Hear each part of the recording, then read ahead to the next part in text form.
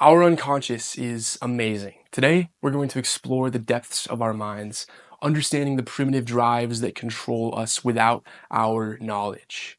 But before we can properly understand just how amazing our unconscious really is, we first need to define what it even is in the first place. Well, in this context, we're discussing the unconscious as described by the legendary psychologist Carl Jung. First off, just a little pretext, the problem with doing science or any form of intellectual work is that words have different meanings depending on a number of things. Context, obviously, is the principal one, perhaps. The person you're interacting with might have a different definition, so your message can mean something totally different depending on whom you ask, regardless of the context. And the thing is, nobody's correct on definitions. Carl Jung's definition, or the Jungian definition, if you will, of the unconscious is precisely what we are about to lay out. But this is important. That doesn't mean that other people's definitions are wrong. This is an immediate consequence of concept superficiality. The concepts we use to convey meaning can only be represented by words, and words are frail creatures whose definitions were only created after their own inception. So remember, kids, in this video, when we talk about the unconscious, we're talking specifically about the Jungian unconscious. Now then, let's proceed. Jung posits, and it's really more than just posits, this is basically the essential claim of his entire career, which is the general idea that the unconscious mind is much more important, more sophisticated, more rich in activity, more alive than what we typically give it credit for. To the point that the unconscious is almost like another person living inside of us, a person who may or not be a stranger to us. Etymologically, the unconscious is literally that which takes place outside the realm of consciousness. It's like saying that which is encased in darkness is hard to see. It's a statement that's beyond even just being true. It's a statement that's proven by its very definition. So then we have this other aspect to ourselves, which by definition, we aren't aware of. Although there are likely exceptional cases to that. But then, what are we supposed to do with that information? How are we supposed to interact with this stranger? Should we even want to interact with him or her? Should we even want to interact with him or her? And from here on, I'll just use him just because I'm a man, so that's my natural conception of who this stranger is living up there. But your unconscious can be a man or a woman or anywhere in between, doesn't matter. You might be thinking, okay, so there's a stranger in my head who controls all my natural processes of my body, so what? I digest things and my blood flows and my heart beats and all of this takes place outside of my consciousness. Now, technically, those processes are connected to your nervous system, and really, the human body is one integrated system, so it's not really wrong to call those processes unconscious. It all depends on how you choose your definition, and that's just convention. But remember, here we're discussing specifically Carl Jung's unconscious. So we're looking beyond just these simple processes that take place in our bodies. According to Jung, the unconscious, who is the stranger that lives inside of us, knows things. It has access to higher truths we can't always see necessarily. You can think of this as like your spiritual side, the Jungian unconscious. If we're able to correctly understand its mysterious means of communication, provides us with wisdom for decisions we're supposed to make, paths we ought to take, people we need to cut out, beliefs we should adopt, all kinds of things. Yet, there's a problem. Supposing the Jungian unconscious really does have access to this secret basin of higher truths, how is it supposed to deliver it to us? How are we supposed to get the wisdom? See, language is a relatively recent invention, historically speaking. Whatever our unconscious is, it's a system that's been evolving for millions of years and likely doesn't have access to this new and highly efficient means of communication we call language. So then what is it supposed to do? How does our unconscious communicate itself to us? While it doesn't have access to language, what it does have access to is channels of communication that predate modern man. More elusive channels, channels that are predicated on our senses, and as such, one of the principal means by which the wise stranger that lives in our skull communicates himself to us is through dreams. Jung claims that dreams are symbolic and oftentimes contain glimmers of truth if only we're able to learn how to decipher that message. But realize this, even once the message is deciphered, the symbol is just that, a symbol. The actual meaning of the symbol or the events that take place in the story is something abstract, something transcendent, beyond any form of representation. Just as the number 4, for example, has transcendent quality, or any mathematical entity for that matter. You could have 4 sheep, or 4 hammers, or 4 coffees, or 4 noble truths of Buddhism, but they are all 4, but none of them contain the essence of 4, because 4 itself is a transcendent, abstract object. And likewise, the symbol of the dream, the message from the unconscious, while it might be depicted in a story or a symbol, represents something more than itself. And that something else could just as well be represented with countless other symbols or other stories. And this thing, which can and is represented with many different symbols, has a name. It's called an archetype. So here, once more, we need to specify our definitions. Archetype has many meanings depending on context, and here we'll let it be known that we are specifically referring to the Jungian concept of an archetype, which is a localized definition that we're going to get into now. The archetype itself is a larger meta-concept. It's with archetypes that Jung really goes to town, if you will. To fully grasp the idea behind an archetype, let's go deeper into the metaphor I presented earlier from my own background of mathematics. Back in the day, when I taught advanced math courses, I used this particular line of thinking to explain a very simple and necessary principle. And this was actually how I personally came to understand higher order mathematical objects. And I think it's highly elucidating, so here's how it goes. Earlier we mentioned the number 4, but this goes for any number, of course. Let's choose 5 this time. Imagine 5 sheep, imagine 5 planets, 5 apples, 5 presidents of the United States. Each of these things is a representation of a higher concept, 5, an abstract concept. And that abstract concept is something we all understand, the number 5.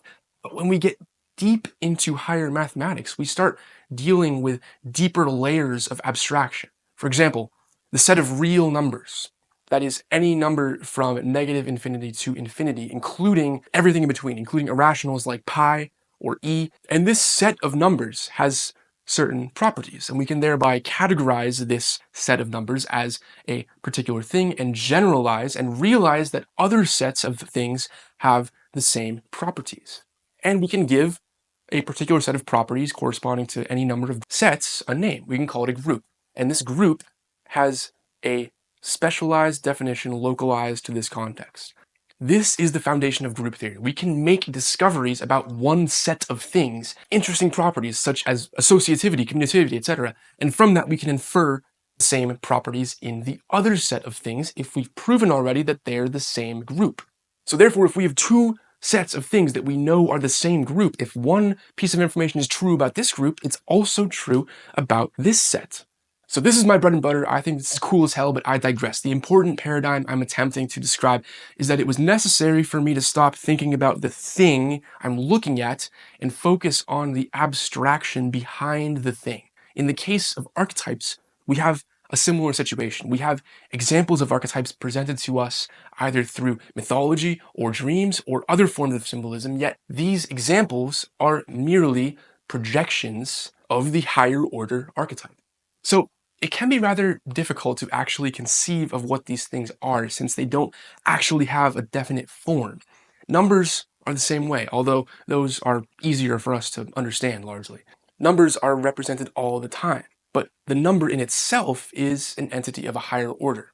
So let's cover some of the more obvious Jungian archetypes. The hero archetype. Hercules is perhaps the quintessential example of the hero archetype, but as I hope I've made clear, the archetype of the hero is much more than just a singleton example, nor even a set of examples. So, what are some common features of the hero archetype?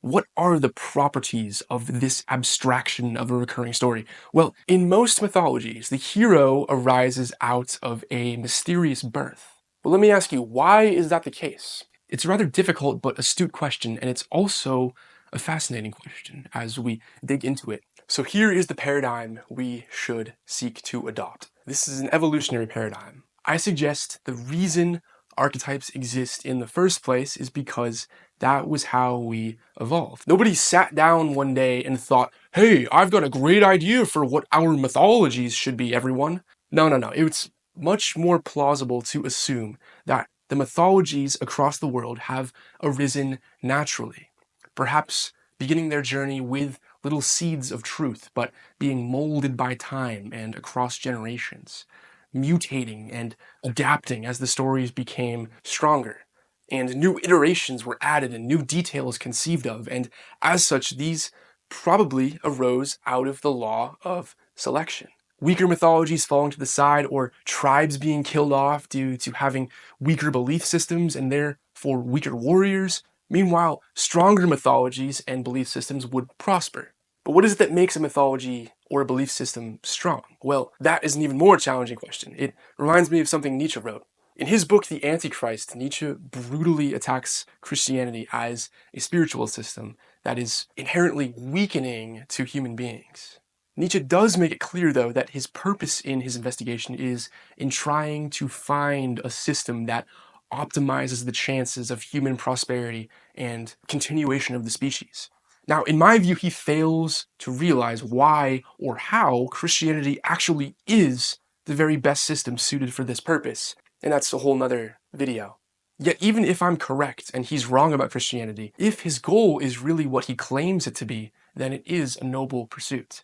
I'm not sure that's the case, though. Nietzsche was a genius writer, genius arguer, but in relating to his analyses of Christianity, they scream motivated reasoning. He uses all kinds of rhetoric, and every single sentence in the book screams resentment and anger rather than cold, objective analysis. But anyways, with that paradigm established, it's plausible to assume that the hero myth is somehow stronger if the hero has a mysterious birth. Stronger in this case meaning that those who hear the myth are more likely to survive and prosper. So why would that be the case? We can only speculate, but I'm pretty sure I have an answer, and I'll save that one for you in the comments section. So use your imagination, answer this question. Why would a hero being of mysterious origin be strong? What would be the advantage specifically to having the hero be of mysterious origin? Why? I'll give my proposed solution at the end of the video, but I challenge you to come up with your own answer. Maybe I'm wrong. Maybe there's other answers out there. Who knows? But now, after that, the myth goes according to the hero cycle, and this is brilliantly outlined in the work of Joseph Campbell, which I highly recommend. The hero, first of all, steps into the realm of the unknown, and the hero meets a mentor. And this mentor is actually another archetype known as the Senex. Think Obi-Wan from Star Wars. Think Master Shifu from Kung Fu Panda. The hero undergoes radical changes in thinking, learns from their mentor, experiences transformation until they reach atonement. And finally, they re-emerge back into the known, having changed. Now, this story is transcendent because it can apply to almost any undertaking. If I want to become really good at the piano, for example, I first have to step into the unknown, which can be scary if I know nothing about the piano. I find a piano teacher. He teaches me everything I need to know. He teaches me chords and scales and arpeggios. And I struggle, I fail, but I keep practicing, memorizing chords, working on challenging finger work, learning how to synchronize my hands with what I'm reading on the page, learning to channel my inner creative spirit and express it with my fingers so that I can improvise beautiful melodies on the spot. This is all very spiritual. And finally, I return to the known world, having undergone pain, transformation, realization, and growth. Even though this isn't some grandiose journey or epic conquest, it's still a meaningful experience and can still be a representation of the hero cycle. It can still be a meaningful experience. I think learning a new skill is super spiritual, especially if you do it in the right way, especially if you know absolutely nothing about that subject. The point is, anything can be the archetype of the hero's journey because it's all in your perception anyways. That's why the archetype gives us power. So this is the way we have to approach our archetypes. We have to assume that they exist for a reason. While some of the details might be a little fuzzy, perhaps we can agree that overall the reason for the hero myth is that it's a means by which we can be inspired by a shared story which will influence the trajectory of our life. Plato actually makes this quite clear in The Republic. Plato, through the voice of Socrates, who is the principal character in most of Plato's works, argues that artwork, in their case it was epic poetry, should be carefully curated such that not only does it not corrupt the youth, but rather has a positive influence and reinforces whatever values or beliefs are deemed to be good in that society. Not just whatever random feelings you have, not just random events that take place. Art should be good for you, provides you with good lessons and wisdoms and guidelines for operating in the world so that you can prosper and succeed. And then look at today with gangster rap. That's almost like the antithesis of what you should be aspiring towards. But funnily enough, Socrates himself ended up being accused of corrupting the youth and was sentenced to death. Socrates is actually a good example of another archetype, one that is almost like the counterpart of the hero, and not the villain, the martyr. We can perhaps think of the martyr as the hero who was unsuccessful and died, but we admire them for their efforts. In classical hero journeys, the consequences can be deadly, and in a way, that's what makes the efforts heroic in the first place, is the possibility that you could fail. The martyr also takes on a sort of spiritual sort of significance, as though they are the sacrificial spearhead who starts the whole movement. Would Christianity have been as successful had Jesus not been martyred? Probably not. Well, what are some other examples of martyrs who died for good causes? They're everywhere. Martin Luther King, Malcolm X, Joan of Arc, Galileo, Che Guevara, Nelson Mandela. The list goes on and on and hold on a second. That last one I listed, Nelson Mandela. Here we have an interesting one. Mandela is not actually a martyr. Mandela is dead, yes, but he didn't die for his cause. He died long after apartheid was abolished. And he was the hero of apartheid in South Africa, if you didn't already know. But for some reason, this very strange phenomenon occurred in the 90s and the early 2000s. There was this mass belief that Nelson Mandela died in prison in the 80s.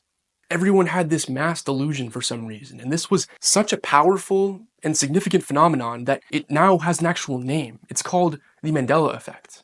So based on the context that we're talking about here, let me ask you, and then before I explain, put your answer in the comment section. Tell me, why did people believe Nelson Mandela died in prison?